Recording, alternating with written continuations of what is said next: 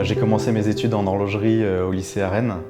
Donc j'ai fait un CAP, un brevet des métiers d'art, les deux en un an, parce que j'avais déjà un baccalauréat STI auparavant. Ensuite j'ai enchaîné avec un diplôme des métiers d'art à Rennes aussi en 2 ans.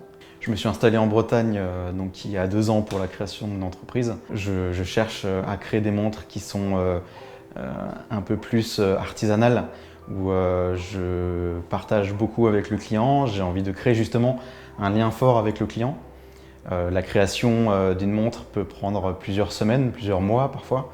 Donc c'est vrai que la magie s'opère d'un point de vue du créateur et j'essaie de ramener aussi cette magie-là auprès du client. La montre n'est plus forcément un objet utile, mais devient un objet d'art. On vient forcément y mettre un bout de son âme en tant qu'horloger dans cette montre. Donc j'ai développé 2 collections. La première, la collection hybride, qui était partie d'un constat très simple en fait. 98 voire 99% des montres commercialisées sont rondes, carrées ou de forme tonneau.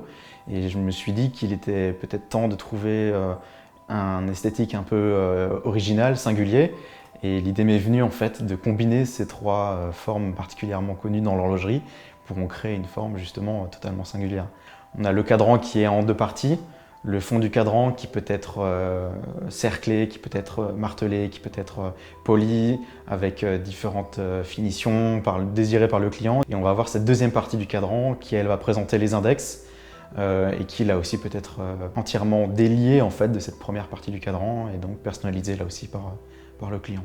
La création d'une montre démarre par la recherche de différentes idées. Donc, je prends souvent des notes sur un croquis, des esquisses qui vont me permettre de partir d'une esthétique définie et ensuite de travailler via la modélisation sur ordinateur pour créer ensuite l'objet en 3D.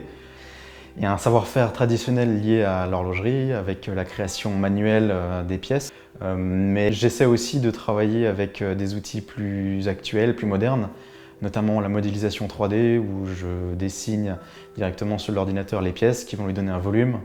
Et ensuite, je vais passer à la phase de l'impression 3D, ce qui va me permettre de valider les dimensions, l'esthétique, pour retravailler ensuite et peaufiner vraiment la pièce. Parce que cette notion de design a été vue, on passe ensuite à la fabrication. La fabrication, j'essaye au maximum de me délier de toutes les sous-traitances possibles, même si aujourd'hui je travaille avec beaucoup d'entreprises françaises surtout, qui sont labellisées EPV. En tant qu'horloger créateur, c'est qu'on peut travailler avec des entreprises qui ne sont pas forcément spécialisées dans le domaine de l'horlogerie. Par exemple, justement, le boîtier de la collection hybride est réalisé en bronze blanc, qui a été réalisé par le procédé de fonte à cire perdue. Donc j'ai cherché une entreprise en France qui était capable de maîtriser aussi bien cet alliage que ce savoir-faire. Et c'est ça qui aussi me passionne moi dans ce domaine-là, c'est qu'on est capable de délier en fait le savoir-faire des entreprises à leur domaine initialement prévu et de l'emmener justement dans un savoir-faire différent. Et je pense que ça peut être très valorisant de travailler avec d'autres métiers, d'autres corps de métier, d'autres métiers d'art tout simplement, et vraiment viser un domaine plus large dans la création de l'objet pour rajouter un domaine un peu plus artistique à l'horlogerie créative.